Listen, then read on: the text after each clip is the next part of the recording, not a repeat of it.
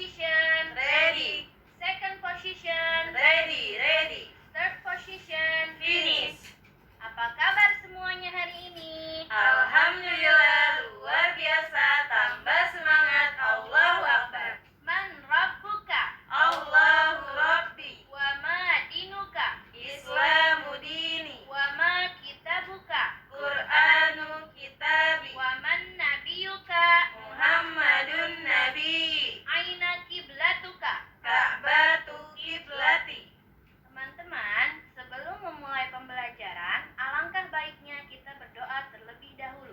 Adab berdoa. Raise your hand, look down, praying. A'udzu billahi minasyaitonir rajim. Bismillahirrahmanirrahim.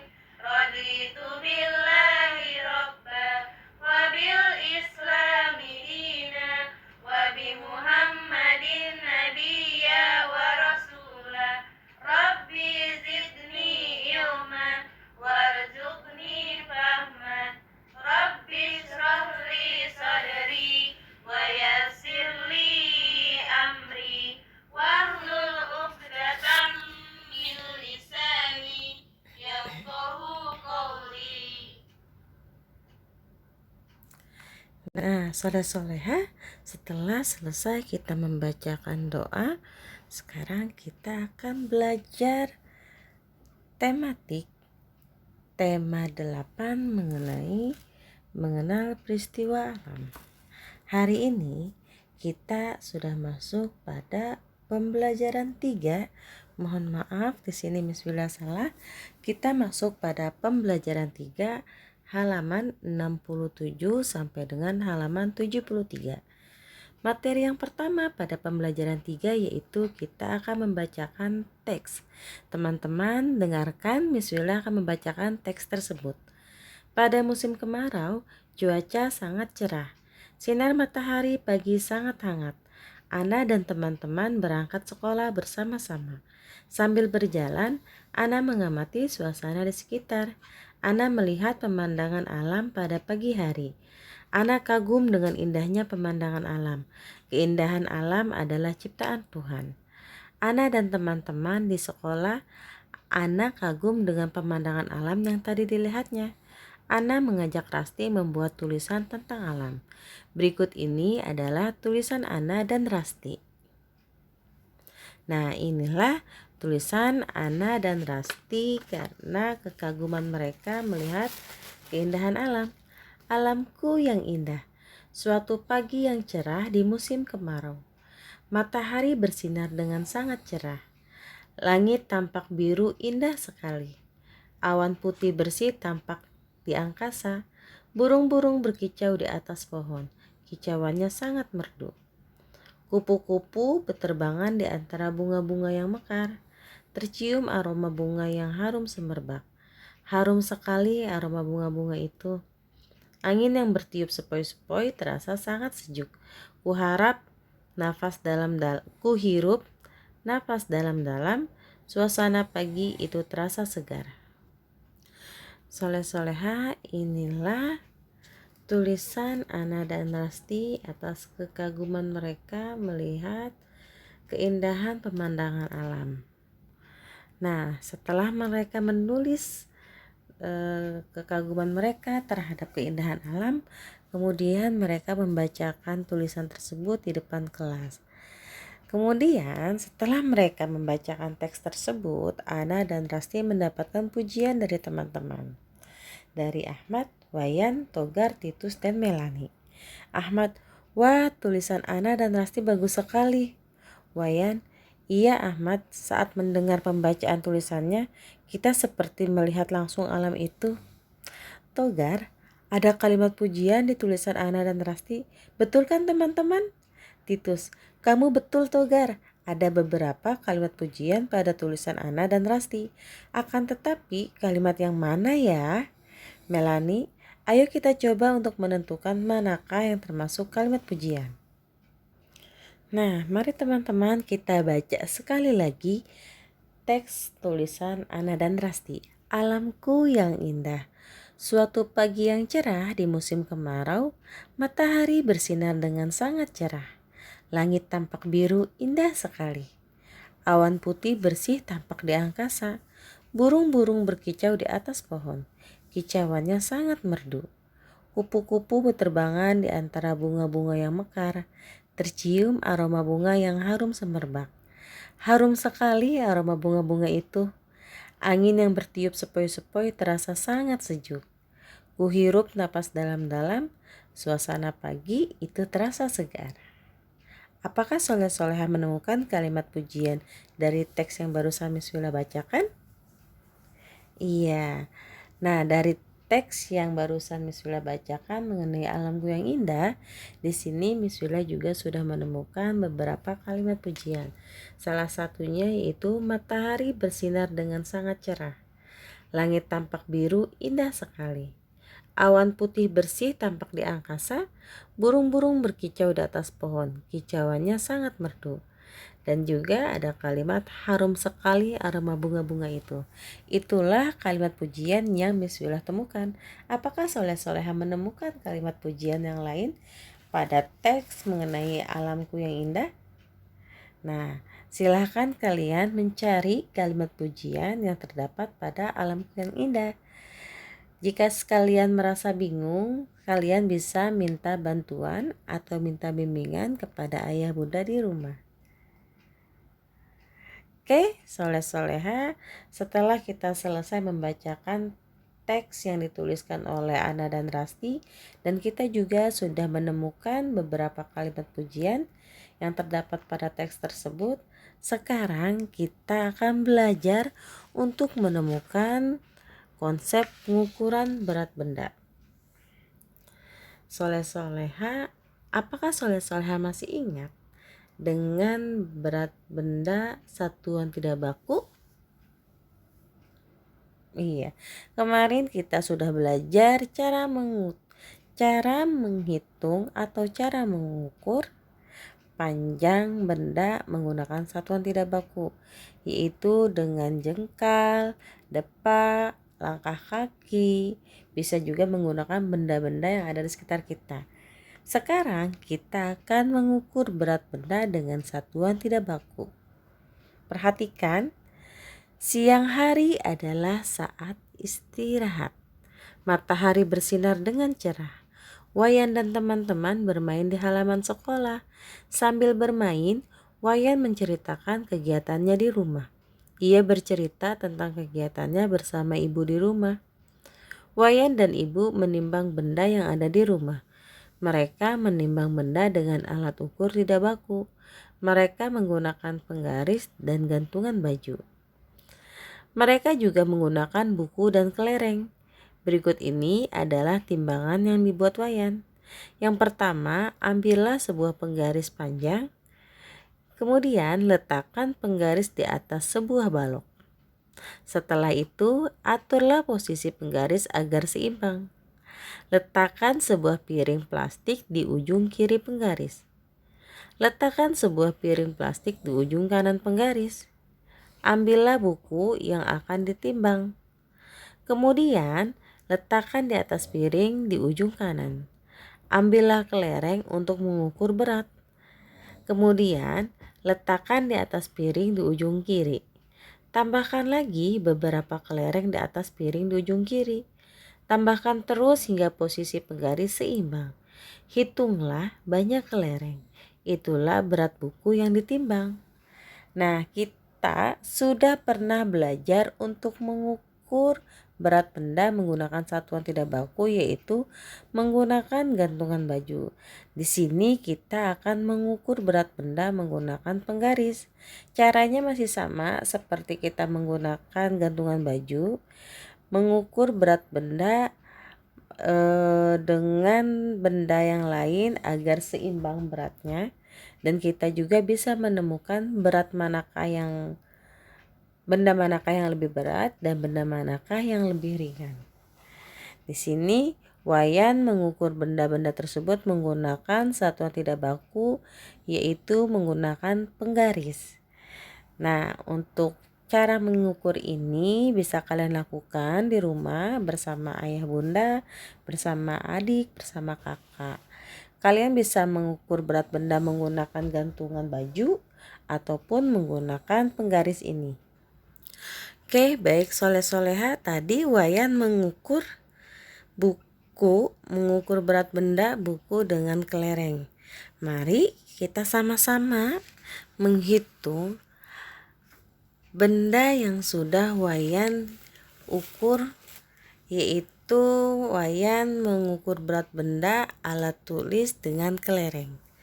Perhatikan pada halaman 72 tabel 2.1.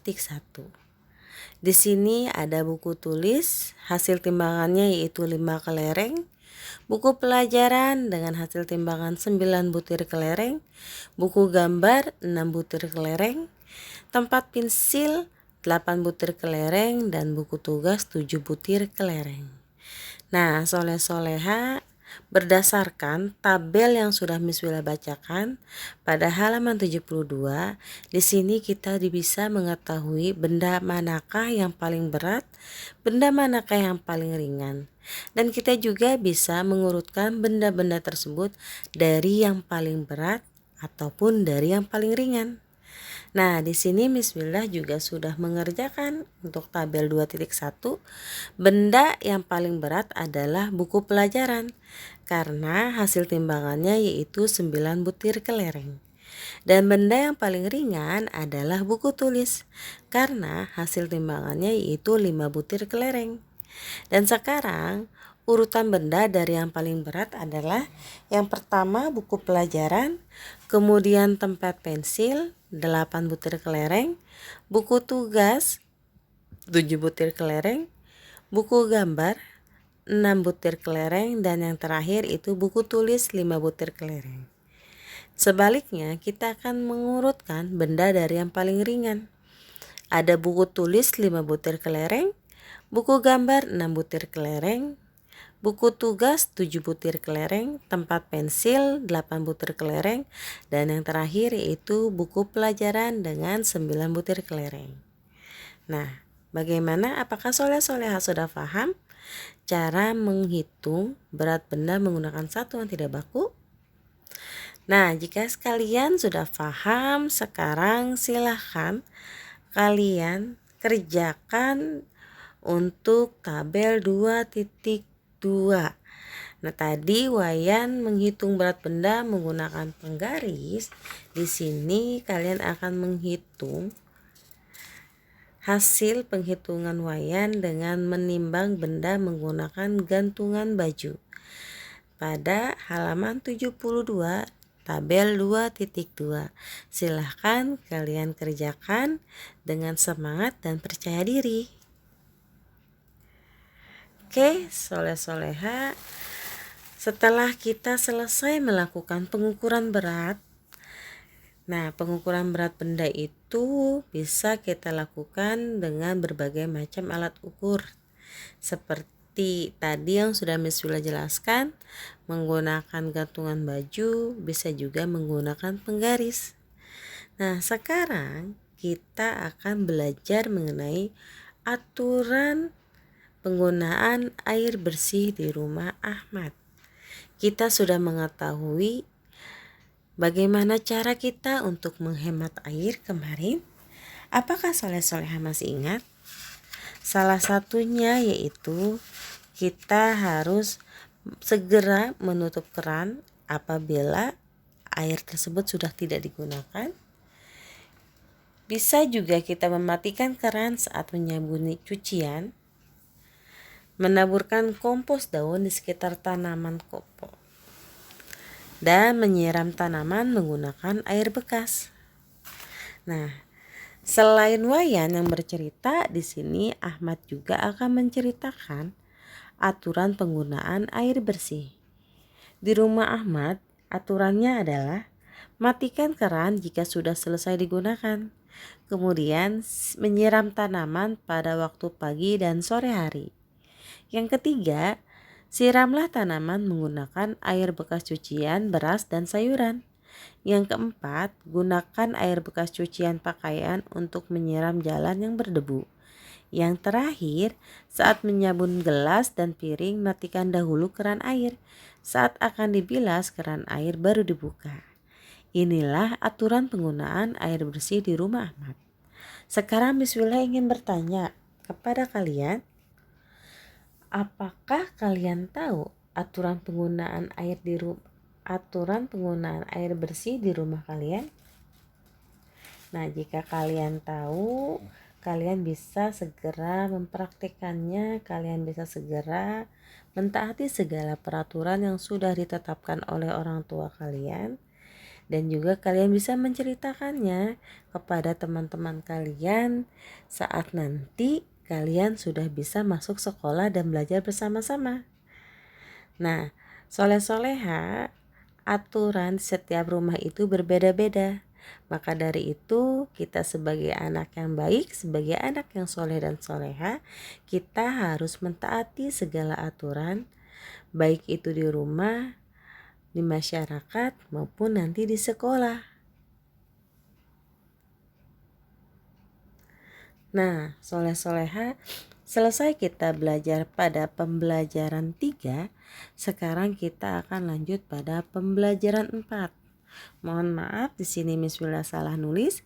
Kita akan belajar pada pembelajaran 4 halaman 75 sampai dengan halaman 79. Materi yang pertama yaitu kita akan belajar berolahraga menggunakan air. Nah, apakah kalian tahu olahraga apa saja yang bisa kita lakukan di dalam air? Pintar. Olahraga yang bisa kita lakukan dalam air yaitu berenang. Nah, selain berenang, kita juga bisa melakukan beberapa olahraga di dalam air. Perhatikan ya, hari menjelang sore, Wayan mengajak teman-teman bermain bersama. Wayan mengajak bermain di sungai dekat rumah Ahmad. Saat musim kemarau, air sungai menjadi dangkal. Kedalaman air hanya sebetis Ahmad. Ayah Ahmad mengizinkan mereka bermain di sungai. Jika tidak dangkal, mereka tentu dilarang bermain di sungai. Dalam perjalanan, mereka bertemu dengan Ana. Ana hendak menjemput Melani dan Rasti. Ana dan teman-teman akan belajar menari di balai desa. Wayan, Ahmad, dan Togar sudah sampai di sungai. Mula-mula mereka berdiri berjajar di pinggir sungai. Sambil berdiri, mereka berjalan di tempat. Kaki mereka menjadi basah. Setelah itu mereka jongkok, kemudian mereka duduk. Setelah duduk, mereka bermain oper bola. Ahmad mengoper bola ke Wayan, lalu Wayan mengoper bola ke Togar. Perhatikan, di sini juga ada beberapa gambar yang dilakukan Ahmad dan teman-teman ketika bermain di sungai. Nah, soleh-soleha, jika kalian ingin bermain di sungai, masih sama seperti yang kemarin-kemarin Miss sudah pesan, jika kalian ingin bermain di air, baik di sungai maupun di kolam renang, kalian harus didampingi oleh orang tua kalian. Atau juga kalian harus meminta izin kepada orang tua kalian. Ingat, jika orang tua kalian melarang kalian untuk bermain di sungai, kalian harus mentaati segala perintah yang diperintahkan oleh orang tua, ya. Karena jika orang tua kalian melarang, berarti itu yang terbaik untuk kalian. Oke, soleh-soleha. Nah, selain kegiatan bermain oper bola yang bisa kita lakukan di dalam air, di sini ada video mengenai bermain bola di air. Silakan kalian simak dan lihat video berikut ini.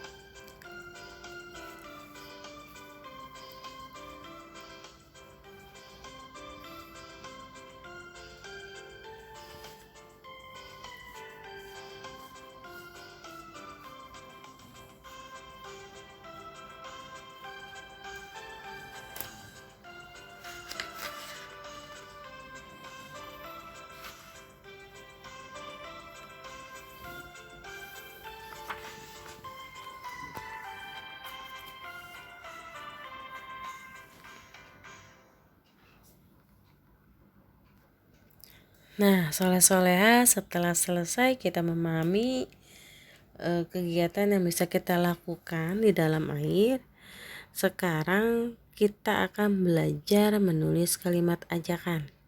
Apakah kalian masih ingat dengan kalimat ajakan? Kalimat ajakan adalah kalimat yang kita ungkapkan untuk mengajak seseorang melakukan sesuatu. Ingat, kalimat ajakan itu biasanya terdapat kata mari, ayo, atau yuk. Nah, perhatikan di sini ada percakapan antara Wayan, Togar, dan Ahmad. Ahmad dan teman-teman setelah selesai melakukan aktivitas air.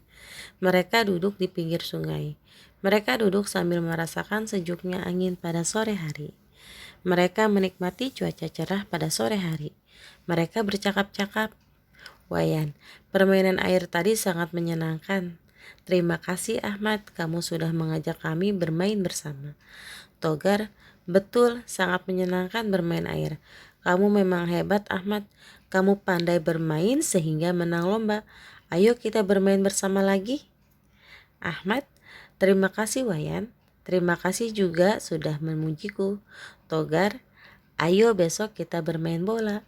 Nah, soleh-soleha, dari percakapan antara Wayan, Togar, dan Ahmad di sini terdapat kalimat ajakan, yaitu ada Togar yang mengajak teman-temannya untuk bermain bersama lagi. Ayo kita bermain bersama lagi. Selain Togar, ada juga Ahmad yang mengajak teman-temannya untuk bermain bola esok hari, yaitu ayo besok kita bermain bola. Nah, soleh-soleha, jika kalian sudah paham mengenai kalimat ajakan, Miss Wilda tugaskan kepada kalian untuk menuliskan kalimat ajakan pada halaman 78, tabel 2.3. Kalian silahkan membuat kalimat ajakan berdasarkan gambar pada halaman 78. Kalian cukup mengerjakan nomor 1, 2, dan 3. Oke, Miss Wilda ulangi lagi ya untuk tugas hari ini, yaitu kalian mengerjakan ayo berlatih halaman 72, tabel 2.2. Kemudian mengerjakan ayo menulis halaman 78, tabel 2.3 nomor 1 sampai 3, menulis kalimat ajakan berdasarkan gambar. Alhamdulillah soleh-soleha, materi hari ini sudah selesai Miss Wilda jelaskan. Tadi kita sudah belajar pada pembelajaran 3 dan juga pembelajaran 4. Semoga materi yang Miss Wilda sampaikan hari ini dapat difahami oleh teman-teman dengan mudah. Terima kasih juga kepada teman-teman yang sudah duduk tertib untuk mendengarkan penjelasan materi dari Miss Wilda. Terima kasih juga kepada soleh-soleha yang masih tetap semangat belajarnya dan sudah duduk tertib menyimak penjelasan dari Miss Wilda. Miss Wilda titip pesan, jaga kesehatan, semoga puasanya selalu lancar dan sehat selalu. Jangan lupa 3M, menggunakan masker, mencuci tangan, dan jaga jarak. Kurang lebihnya Miss Wilda mohon maaf. Wabillahi taufiq wal hidayah. Wassalamualaikum warahmatullahi wabarakatuh.